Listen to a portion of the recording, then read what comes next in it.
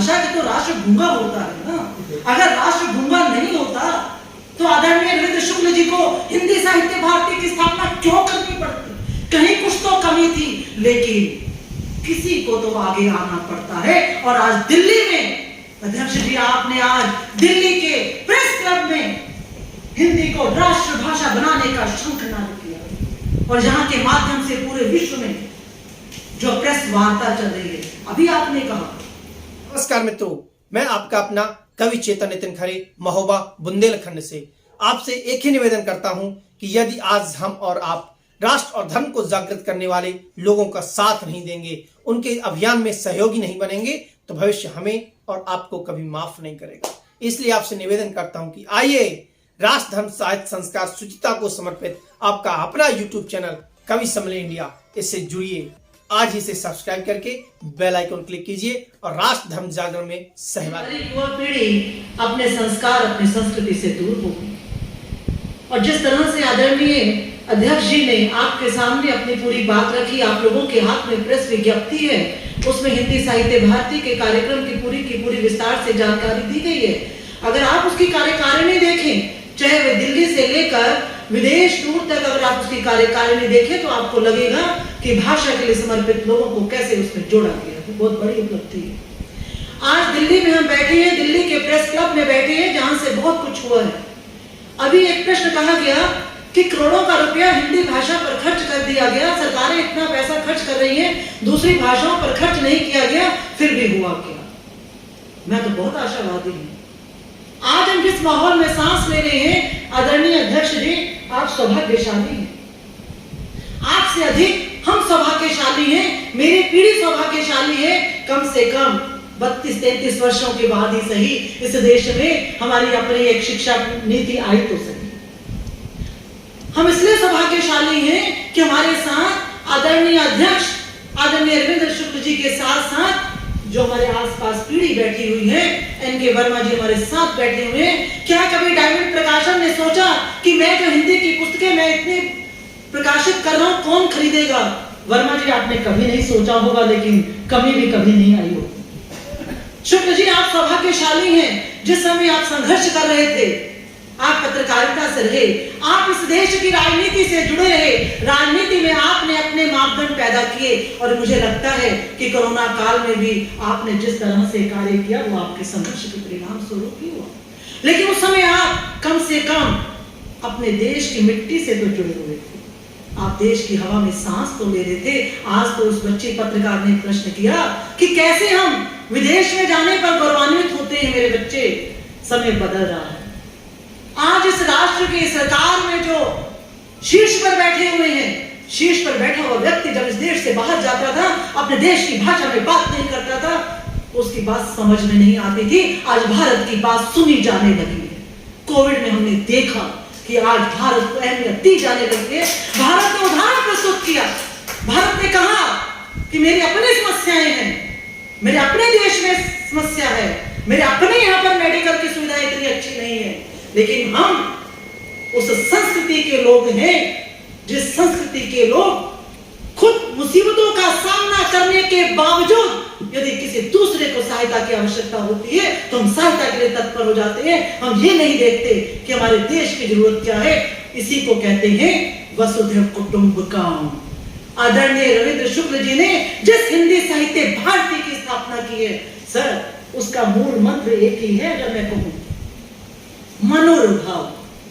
जब तक इस राष्ट्र की संस्कृति ने मनोबल पर विश्वास रखा, ये राष्ट्र सोने की चिड़िया कहलाता था। और जैसे हम मनोभाव से हटे, हम कन्हैया की बात करते हैं। अभी तो एक विश्वविद्यालय तबाह होता हुआ हमें दिखाई दिया। आने वाले समय में क्या होगा, लेकिन नहीं, हो चुका, बहुत हो चुका। क्या स्वाधीनता के समय, आजादी के समय गुलाम भारत में किसी ने सोचा था कि हम एक दिन आजाद हो जाएंगे? बहुत मुश्किल काम था, लेकिन सबका, हम सभी भारतीयों का उस समय जितने लोग थे, आदरणीय शुक्ल जी आप इस बात को अच्छे से जानते हैं, सबका एक ही ध्येय था कि हमने भारत को आजादी दिलवाई। भारत को आजादी मिली क्या? बिना संघर्ष के मिली, बिना परेशानियों के मिली। वो अलग बात है कि उसका श्रेय जिन लोगों ने लिया उन्होंने क्या किया, बिल्कुल अलग बात है। कभी उस पर भी हिंदी साहित्य भारती विचार मंथन करेगी। लेकिन कैसे इस देश में देखते ही देखते भाषा के नाम पर, साहित्य के नाम पर, संस्कृति के नाम पर हमने क्या देना शुरू कर दिया, और जब हमने जो दिया वो ब्याज सहित हमारे पास वापस लौटने लगा। और जब ब्याज सहित हमारे पास वापस आया, उस समय इस राष्ट्र के कहीं कोने में बैठे हुए किसी रविंद्र शुक्ल को सोचना पड़ता है कि बहुत हो चुका और नहीं।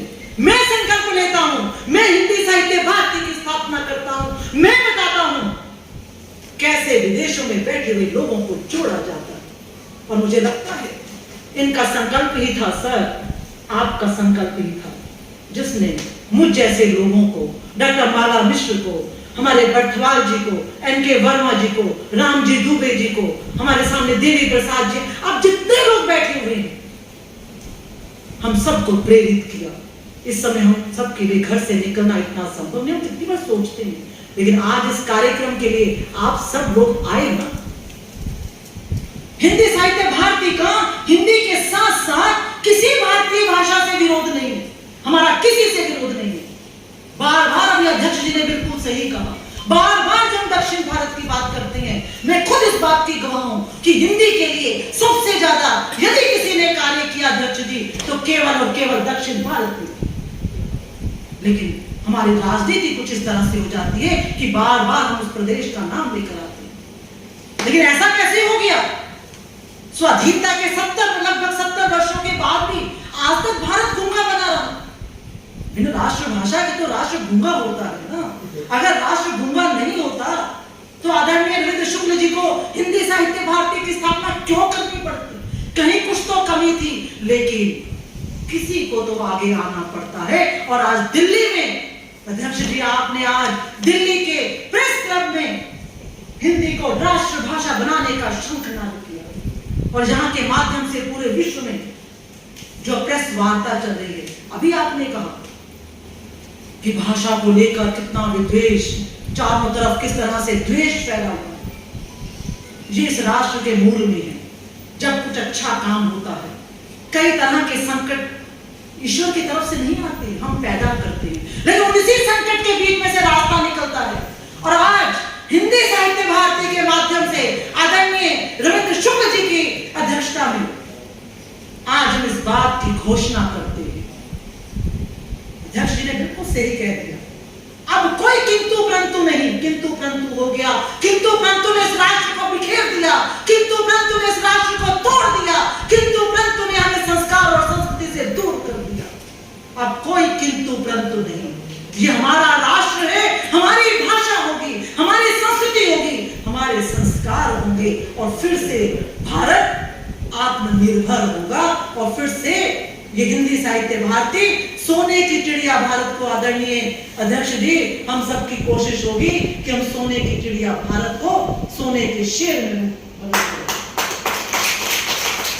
अब बिना किसी किंतु परंतु के मैं आप सबका एक तरफ धन्यवाद करती हूँ, आपका हृदय की गहराई से आभार व्यक्त करती हूँ। मैं आभार व्यक्त करती हूँ आदरणीय शुक्ल जी के प्रति, जिन्होंने, आपको पता भी नहीं होगा, आपके प्रेस विज्ञप्ति के साथ तो हमने केवल इनका संक्षिप्त जीवन परिचय इसलिए लगाया है कि जहां जहां तक वह पहुंचे वह उन सब से वह प्रभावित होगा। लेकिन कोरोना काल में जिस तरह से स्वास्थ्य से जूझते हुए, जिस तरह से परिस्थितियों से जूझते हुए इन्होंने हिंदी साहित्य भारती के लिए एक संकल्प लेकर इस कार्य को आगे बढ़ाया है, जिस तरह से दिल्ली प्रदेश की प्रभारी डॉक्टर माला मिश्र लगातार काम कर रही हैं, हमारे साथ डायमंड प्रकाशन के एनके वर्मा जी, इधर से हमारे साथ बर्थवाल जी, जिस तरह से देखिए, अगर चाहते बर्थवाल जी, क्या आवश्यकता थी, आप विदेशों में बहुत अच्छा जीवन व्यतीत कर रहे थे, आप विदेश में कर सकते थे, लेकिन यदि आपको खींच कर लाई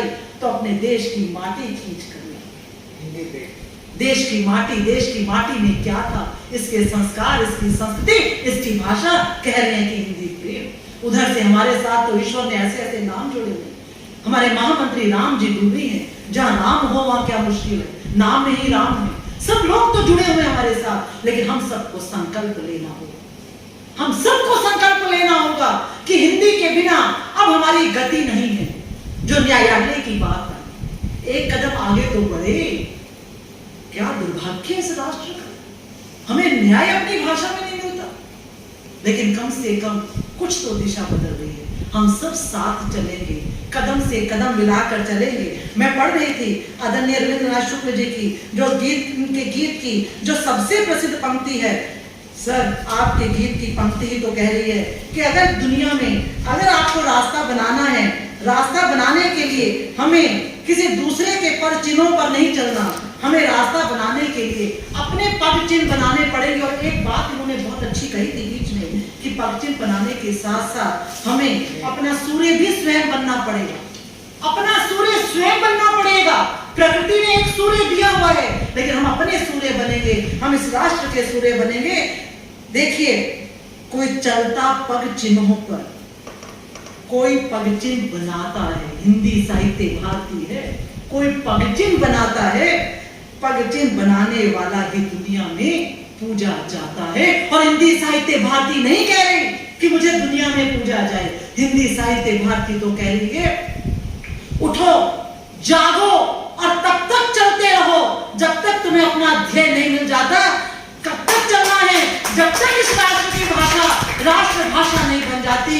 हिंदी हमारी राष्ट्रभाषा हो, हमारे संस्कार हो, हमारी संस्कृति हो, हमारी शिक्षा हो, हमारी हवा हो, हमारी सांस, हमारी चाल, हमारे कदम, हमारी वाणी, हमारे शब्द, हमारी गूंज हमारा अपना हो। यही हिंदी साहित्य भारती है। आप सबका बहुत बहुत धन्यवाद। साथ